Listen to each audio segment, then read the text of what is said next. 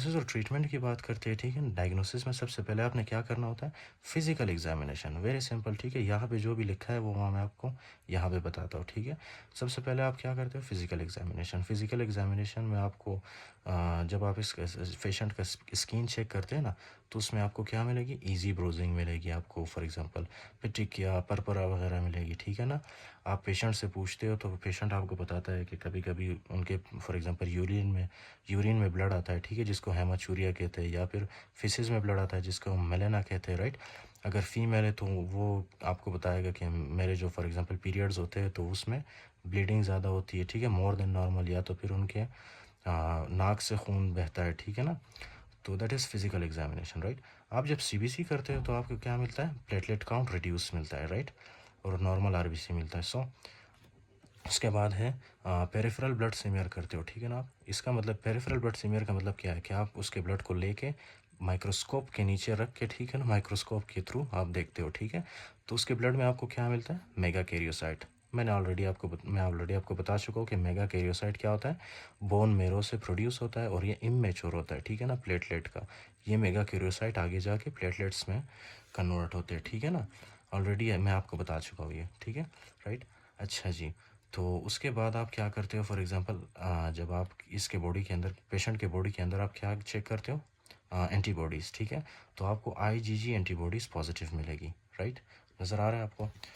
अच्छा जी, तो आपको आईजीजी एंटीबॉडीज़ पॉजिटिव मिलेगी, ठीक है। उसके अलावा आप करते हो bone marrow biopsy. Bone marrow biopsy में आप लोग क्या मिलेगी, मेगा कैरियोसाइट। आपको मैंने बताया था ना कि ये जो है for example platelet, red blood cell, white blood cell कहाँ से प्रोड्यूस होता है, ठीक है, आपके बोन बोन मेरो से, राइट। तो बोन मेरो बायोप्सी में आपको मेगा कैरियोसाइट मिलेगी। उसके अलावा जो है ये आपने कुछ टेस्ट करने होते हैं, ठीक है ना, HIV के, HCV के, या H पाइलोरी टेस्ट के, depending on the condition of the patient, ठीक है। पेशेंट आपको खुद बताता है कि उसको फॉर एग्जांपल हुआ क्या है, ठीक है।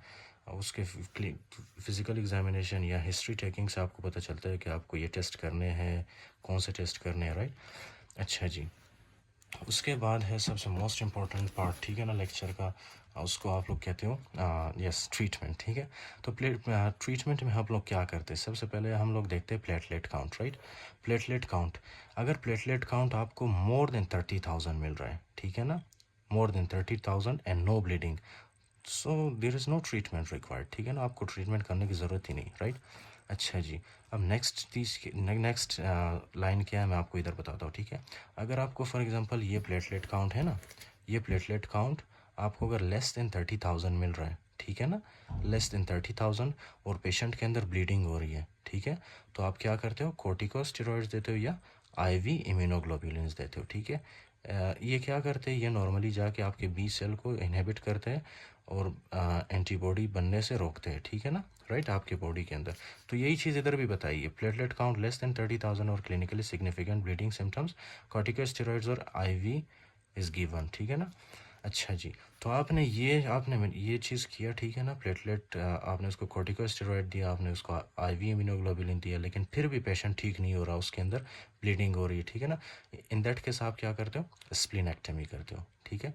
स्प्लीनेक्टमी करते हो आप, उसके पूरे स्प्लीन को निकाल देते हो, ठीक है ना। वजह क्या है, क्योंकि स्प्लीन क्या कर रहा था, वो जो प्लेटलेट और एंटीबॉडी कॉम्प्लेक्स बन रहा था, स्प्लीन उसको ब्रेक डाउन कर रहा था ना, उसकी, हमारे नॉर्मल प्लेटलेट्स की भी फॉर एग्जांपल ये ब्रेक डाउन कर रहा था। सो इन दैट केस हम क्या करते हैं, स्प्लीनेक्टमी करते हैं, राइट। उसके अलावा हम रिटोक्सिमैब दे सकते हैं, ठीक है, और थ्रोम्बोपोइटिन दे सकते हैं, ठीक है ना।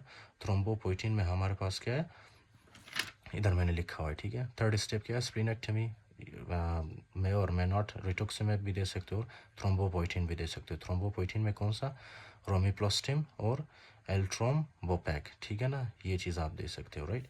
अच्छा जी। तो बाकी जो है आपने रीड करना है कि ये चीज़ें, ठीक है ना, इन प्रेग्नेंट पेशेंट सिवियर थ्रोम्बोसाइटोपेनिया में अकर इन फीटस, ठीक है।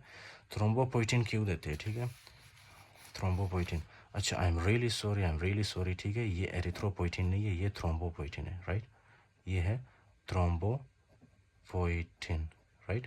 एरिथ्रोपोइटिन तो रेड ब्लड सेल की प्रोडक्शन को ज़्यादा करता है ना, तो हम क्या करते हैं, थ्रोम्बोपोइटिन देते हैं, ठीक है। ये जो थ्रोम्बोपोइटिन जैसे ही इसके ब्लड के अंदर हम इंजेक्शन के थ्रू इंजेक्ट करते हैं ना, तो ये थ्रोम्बोपोइटिन क्या करता है, जाके red blood cells, sorry, red bone marrow में जाके बोन के ऊपर एक्ट करता है और बोन को बोलता है कि यार आप जो है ना मेगा कैरियोसाइट की प्रोडक्शन ज़्यादा करो, ताकि मेगा कैरियोसाइट प्लेटलेट में कन्वर्ट होके हमारे बॉडी में ब्लीडिंग को रोके, ठीक है ना। तो थ्रोम्बोपोइटिन हम इसलिए देते हैं, ठीक है ना, ताकि ये बोन मैरो के ऊपर एक्ट करके मेगा कैरियोसाइट और प्लेटलेट की प्रोडक्शन को ज़्यादा करें। That's it.